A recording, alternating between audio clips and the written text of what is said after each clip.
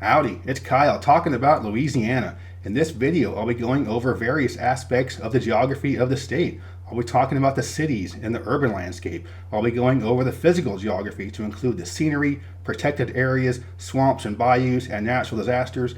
I'll be going over economic indicators to include the industries that drive the economy, companies that are headquartered in the state, tax rates, and agriculture. And I'll also be going over many aspects of the culture of Louisiana to include the music and the food. So if you're interested in learning more about the Pelican State, this is the video for you. Louisiana sits in the deep south right along the Gulf Coast. At the 2020 census, the population was just over 4.6 million, which ranks it 25th in the U.S. That's a little bit of growth from the 2010 census. However, over the past few years, the state has been losing population. In terms of size, it ranks 33rd in land area, 31st if you include the water. Louisiana has the 5th most water area of all states in the U.S. Much of what is the current state of Louisiana became part of the United States as a result of the Louisiana Purchase in 1803. However, not all of present-day Louisiana was part of the Purchase. The southwestern portion of the state was still under Spanish control. It became the 18th state admitted to the Union in the year 1812. It's one of only 2 states in the country that does not have counties. There are 64 parishes throughout the state. Historically, the parishes represented the Catholic Church, where each one had a church and a priest. Fast forward to today, and a parish is essentially the same thing as a county. It's considered a county equivalent. The capital of the state is Baton Rouge. It has a population of 227,000 and it's declining. The parish in which it's located is called East Baton Rouge Parish, and there's about 436,000 people in that one. There's a much more rural parish adjacent to it called West Baton Rouge Parish with only 27,000 people. Combined with a couple other adjacent parishes, the overall Baton Rouge metro area has about 620,000 people. The state capitol building is one of only 4 in the U.S. that's a high-rise, and it's the tallest one in the country at 34 stories. And there's also the old Capitol building, which is now a museum. It's in a more French-style architecture. The city has a high poverty rate at 24% and a very high crime rate. However, houses are really cheap there. Baton Rouge is French for red stick, so you'll see a lot of things across town that are called the red stick this or that. And there's even a city mascot that is a red stick. It's a major college town as it's home to Louisiana State University, or LSU. The downtown is okay. The main entertainment district is along 3rd Street. There's a lot of live music joints and bars, some high-end restaurants, and some late-night munchie options. Another cool part of town is called Mid-City. It's much more hip and trendy, a lot of cool restaurants. And I would say it's a little more interesting there than the heart of downtown. But once you get just outside of the city, there are some beautiful outdoor areas. Nearby is the Blackwater Conservation Area, lakes there, and some nature trails. And this is pretty common for Louisiana cities. Once you get outside the city, a lot of beautiful scenery, a lot of great spots for water recreation, and a lot of elevated boardwalk trails. The largest city in the state is New Orleans, and it's not New Orleans or Nolens. It has a population of about 384,000, and there has been some growth since 2010. However, New Orleans' importance relative to the rest of the U.S. has declined through the years. In the year 1840, it was the 3rd largest city in the U.S. In the year 1900, it was the 12th largest city in the U.S. As of today, it's the 53rd largest city. There was a major drop in population following Hurricane Katrina in 2005. In 1 year, it went from 38th to 94th biggest city in the U.S. Many of the folks left the city. Some didn't come back, but many others have returned in the more recent years, as well as a lot of newcomers that weren't living there before Hurricane Katrina. You combine the population of Orleans Parish, in which it lies, as well as all the other suburban parishes, and the overall metro area has about 1,360,000 people, which ranks it about 44th or 45th in the U.S., depending on how you define the metro areas. It has a 23% poverty rate and a very high crime rate. It consistently ranks as one of the most dangerous cities in the country in terms of per capita crime. The most well-known part of town is the French Quarter right downtown, which is the old French colonial neighborhood. By day, it's a cool spot to stroll up and down the street to see some of the old buildings and check out some of the restaurants. And by night, it's one of the biggest party scenes in the entire country. However, there is way more to New Orleans than just the French Quarter. Uptown, which is the southwestern portion of the city, is the more upscale and high-end part of town. In this area is the Garden District, which is well known for being that area with the beautiful old homes. It's got some of that same old southern architecture that you might find in Charleston or Savannah. One of the main streets in this part of town is Magazine Street, which is a great street for local shops and restaurants. It's got much more of a local type vibe, as not all the tourists go over there. New Orleans is divided up into areas called wards, and they're numbered 1 through 17. The largest and most well-known one of these is called the Ninth Ward, and there's an upper part and a lower part to it. And this has long been the poorest and most crime-ridden area in the city, and it was also the part of town most devastated by Katrina in 2005. Much of this area is below sea level, so when it got flooded, it just remained flooded for a very long time.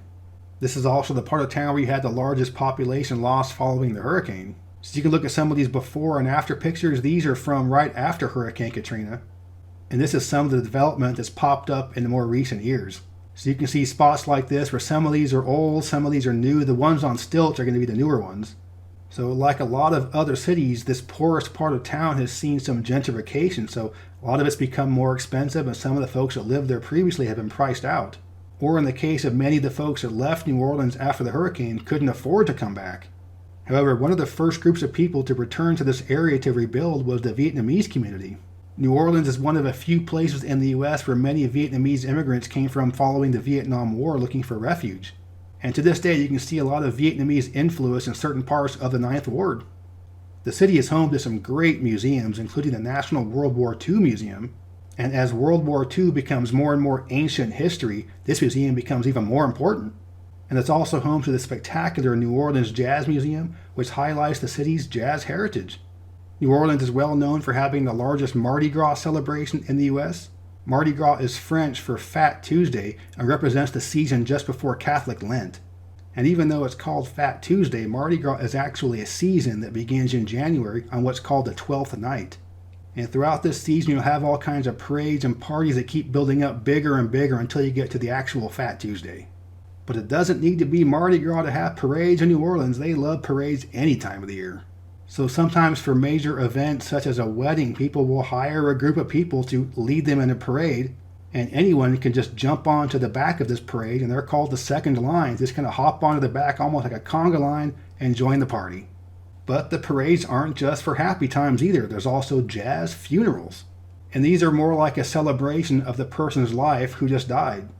And people in New Orleans love to dress up for whatever reason. I was reading an article on a New Orleans lifestyle website, and it was talking about how many people in the city have a costume closet in their house. I'm not sure how common this actually is, but I was doing a quick search. There are 27 costume shops in New Orleans. Every day is Halloween in New Orleans. The city is also very well known for having one of the largest gay scenes in America and a very large drag scene as well. Downtown, there's an area called the Lavender Line, which is a large cluster of gay bars, including the oldest gay bar in the U.S. So there is certainly no shortage of unique aspects to New Orleans, which is why it's one of the most iconic cities in the U.S. The next largest city in the state is Shreveport in the northwestern corner of the state. The city has a population of about 182,000 people, and it's declining a lot. It has the most population decline of all of the 10 largest cities in Louisiana. Just across the river from Shreveport is Bossier City, which has about 68,000 people, and it's the fastest growing city of the top 10 in the state. So effectively, these two cities kind of operate as one, even though they are two separate jurisdictions. The Shreveport-Bossier City metropolitan area has a population of about 424,000. Shreveport has very high crime and very high poverty rates, but really cheap houses. Bossier City has average crime rate, but still has pretty high poverty rates, and it's not as cheap as Shreveport. Texas Street in downtown Shreveport is the main entertainment street with restaurants and bars, but it is a little underwhelming. And there are 6 big casinos in the Shreveport-Bossier City area. That's an important part of the economy there. Shreveport Common is a new development. It's meant to be an urban arts district, although I don't think it's fully gotten off the ground quite yet. It's home to the American Rose Center, which is the largest botanic garden in the U.S. for roses, and there are other flowers there as well. I haven't been there, but I'm sure it smells nice. And just outside the city is Eddie Jones Park, which has 10 miles of mountain bike trails and hiking trails. And this park is also home to the National Chimpanzee Sanctuary. And this is where chimpanzees that were owned by the U.S. government that were being trained for all kinds of military things. Who knows what kind of sketchy stuff they were doing with them, but they've been rescued and released, and now they live on this 200-acre sanctuary. The younger ones are going to eventually be released into the wild, and the older ones are going to spend their golden years at the sanctuary. And even though Shreveport is about as far as you can get from New Orleans in the state, it is still heavily influenced by it. There's a major Mardi Gras celebration there. They have a big 12th night celebration that started it all off. They have something called Mardi Paws. They have a lot of crews, which is a term used for the groups that do the Mardi Gras floats and parades. They have a competition called the Gumbo Gladiators. And so you'll see a lot of French, Cajun, and Creole influence in the Shreveport-Bossier City area. The next largest city in the state is Lafayette. It has a population of about 125,000 people and is growing slowly. The Lafayette metropolitan area, which includes Lafayette, Acadia, St. Martin, and Vermilion parishes, has about 418,000 people combined. And Lafayette is the center of Cajun culture.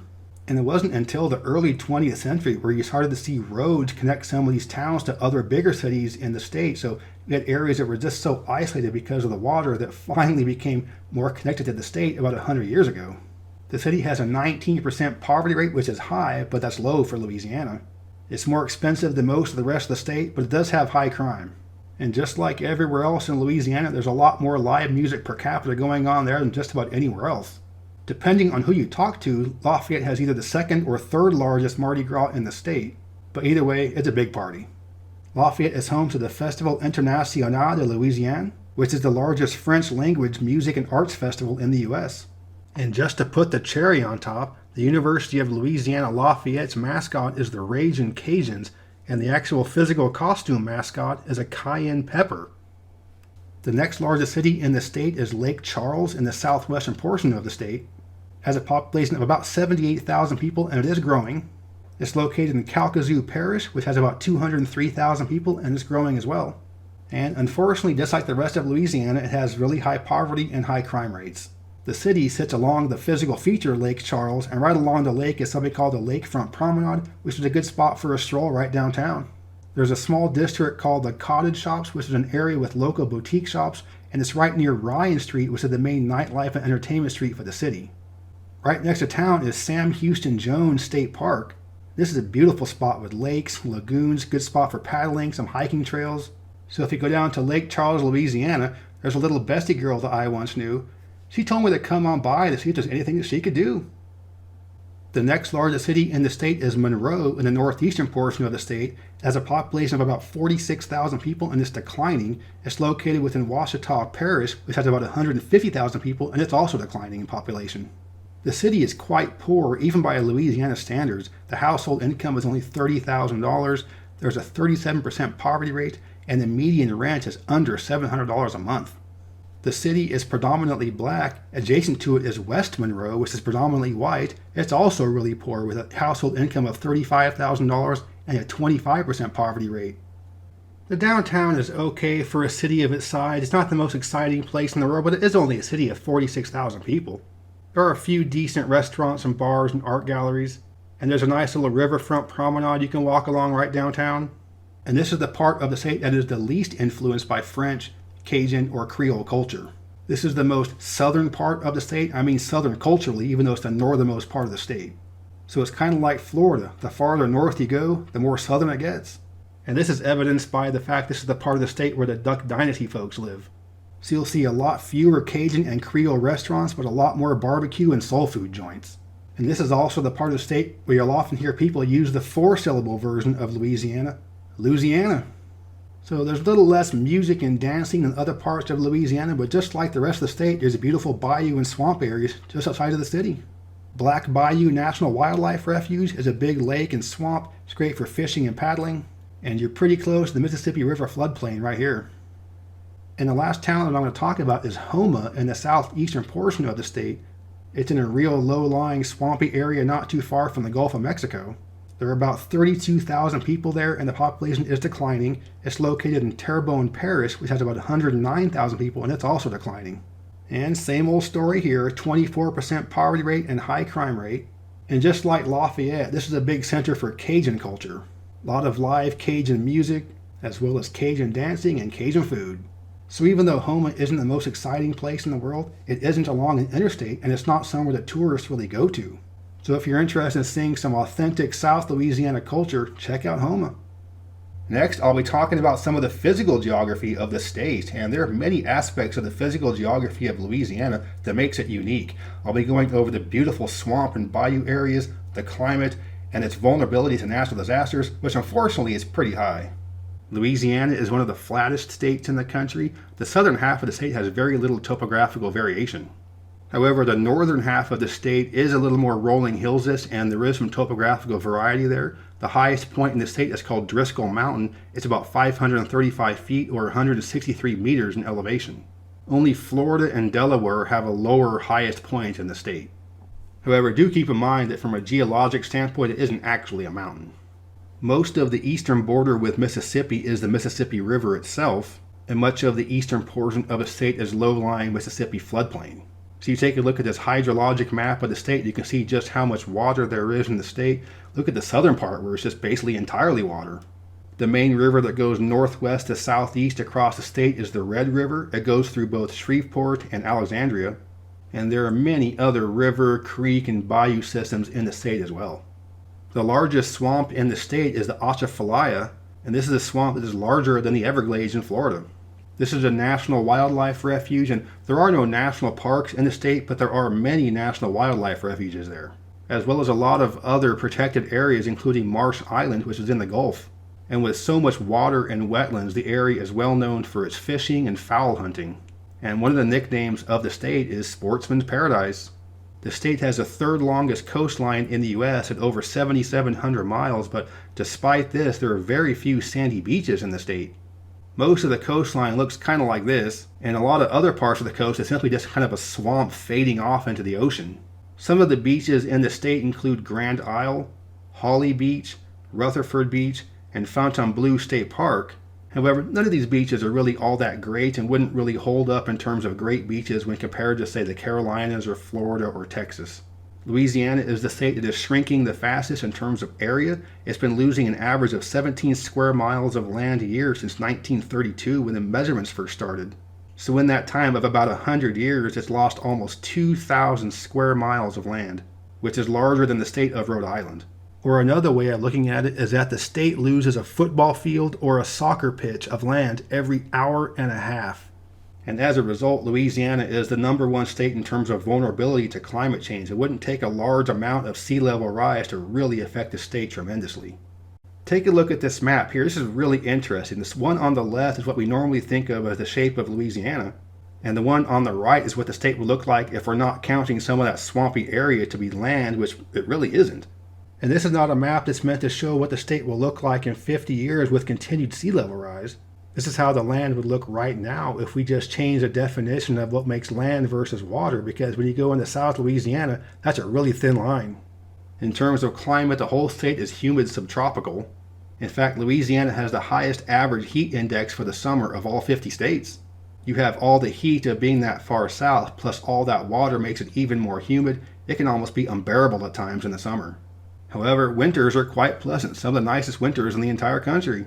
It rarely gets that cold in the winter. The northernmost portion of the state can get a light dusting of snow every few years, and you can even get snow in Baton Rouge. Doesn't happen very often. I'm sure the world's coming to an end down there when it does snow, but it does happen.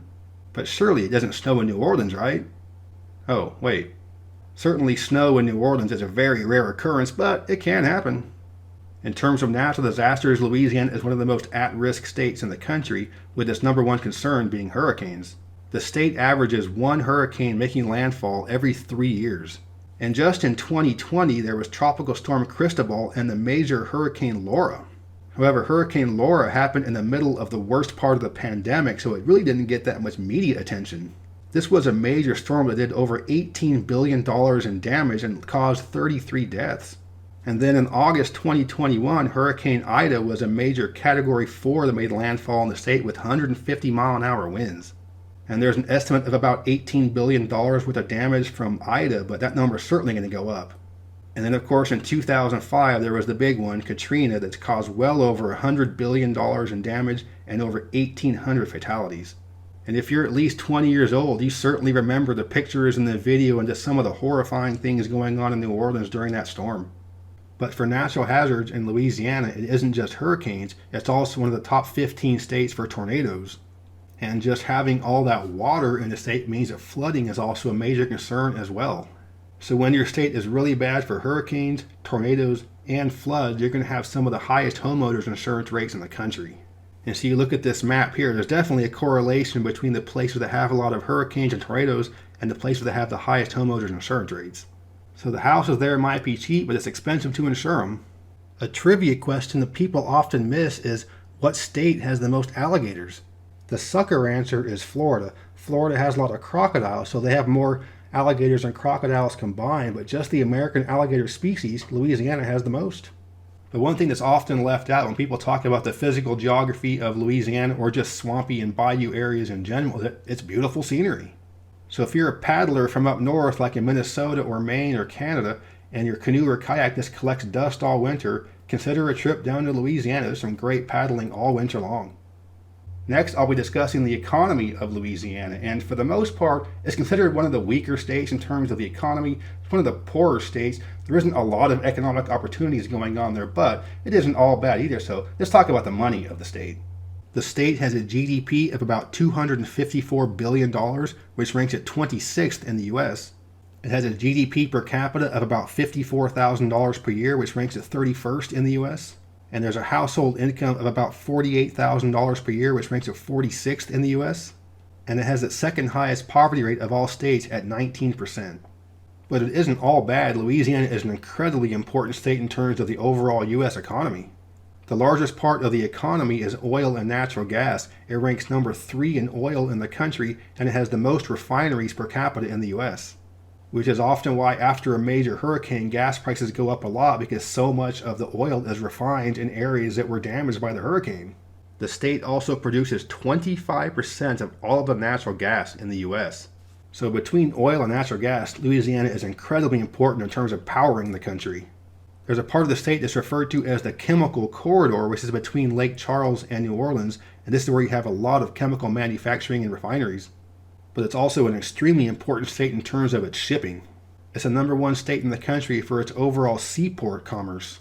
The port of South Louisiana is the number 1 port in the country in terms of overall tonnage, and 4 of the top 12 busiest ports in terms of tonnage are in Louisiana. Other than South Louisiana port, it's also Baton Rouge, Lake Charles, and New Orleans.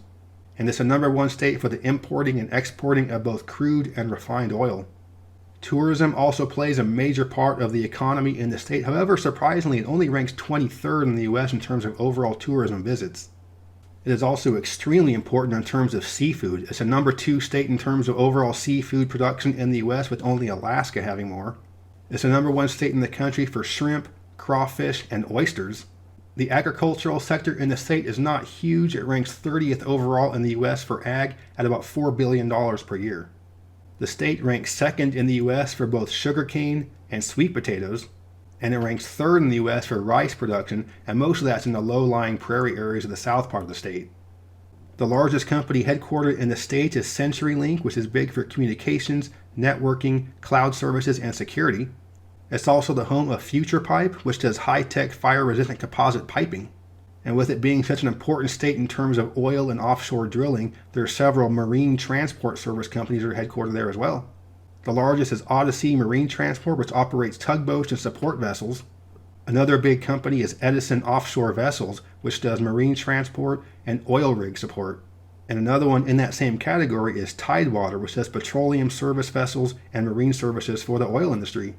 However, the offshore drilling can also cause a problem. In 2010 was the enormous Deepwater Horizon spill. There was a major explosion in an offshore oil rig that led to a massive disaster in the Gulf of Mexico. The company responsible for it, BP, ended up paying over $21 billion in fines, although the overall damages are much higher than that. The disaster led to $23 billion tourism dollars lost. There was over $8 billion in commercial fishing losses, and upwards of 20,000 jobs were lost as a result of the disaster as well. In terms of its tax rates, the income tax is fairly average. It does have very high sales tax at over 9%. It's the 3rd highest sales tax in the country, but it does have some of the lowest property taxes in the entire country as well. So middle of the road income tax, really high sales tax, really low property taxes means the overall tax burden in the state is pretty average. Next, I want to discuss the culture of Louisiana, and there aren't many states that can match the number of unique aspects to culture that Louisiana has to offer, from its Creole and Cajun culture, its French heritage, the voodoo, its whole laissez-faire attitude, the party, the Mardi Gras scene, and the whole music and food. There are just so many things about Louisiana that you're not going to find really anywhere else. First, I want to discuss the difference between the terms Creole and Cajun because they're often mixed up. Creole is a more general term that refers to people that were born in either Louisiana or the Caribbean as opposed to the colonizing nations of Europe. So as a result, Creoles can be different races or ethnicity. They can be black, white, indigenous, or some type of mix of the three. You fast forward to today and most Creoles are mixed race. The term Cajun is specific to a group of people that migrated from Maine, Nova Scotia, and New Brunswick, many of whom settled in Louisiana. Before that part of the continent was either the United States or Canada, it was referred to as Acadia. And somebody from there would be an Acadian, and through the years the term Acadian just kind of became the term Cajun. Because the Acadians or Cajuns came from French colonies and the Creoles came from different French colonies, the French language became an important part of Louisiana. The most recent estimates indicate that about 300,000 people in Louisiana speak French at home, which is by far the most of any state.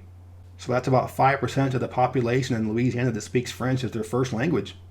However, the vast majority of French speakers in the state are in the southern half of the state. When you get to the northern half of the state, there are far fewer French speakers. And something else interesting about the culture of South Louisiana is that it's the only part of the country that I've been to where I can be speaking to people and sometimes not really tell what they're saying. I'd say that really thick accent you hear in parts of South Louisiana is the thickest accent you'll hear in the country, and I love hearing it. Alright, so now let's get to the food. You can't talk about Louisiana without talking about the food. Some of the most iconic dishes of the state include gumbo, which is a roux-based meat stew. It's usually with seafood or sausage and it's served over rice, and it's fairly wet. Etouffee is very similar. It's usually shellfish cooked in a roux served over rice, but the roux has butter in it and it's usually a little bit thicker than gumbo.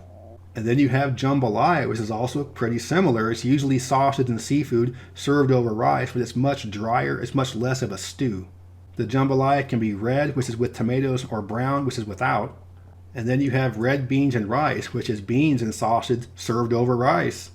So there are a lot of similarities between etouffee, gumbo, jambalaya, and red beans and rice, but they're all really good. Something else you'll find down there are boudin sausage and boudin balls. The sausage is made with pork, rice, onions, and peppers, or you can coat it in egg batter and roll it into a ball and fry it. Either way, you can't go wrong.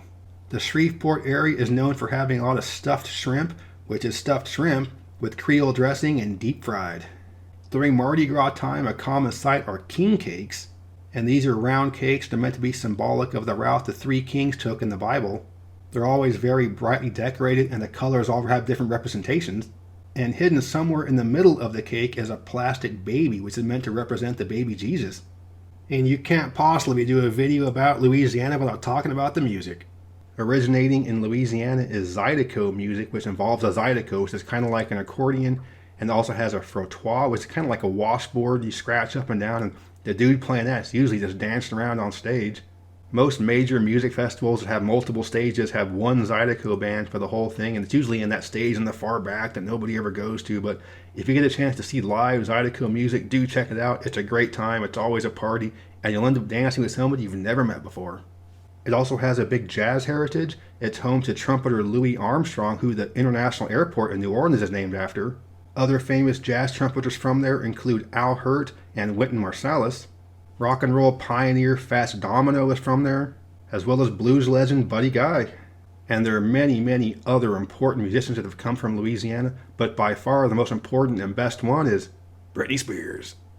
So that's my overview of Louisiana. It's a truly unique state, yet unquestionably southern. I love the swamps and bayous. I love the Creole and Cajun culture. I love how the northern part of the state is the southern part of the state. I love its laissez-faire attitude, the whole concept of things might be bad now, but we'll worry about it later.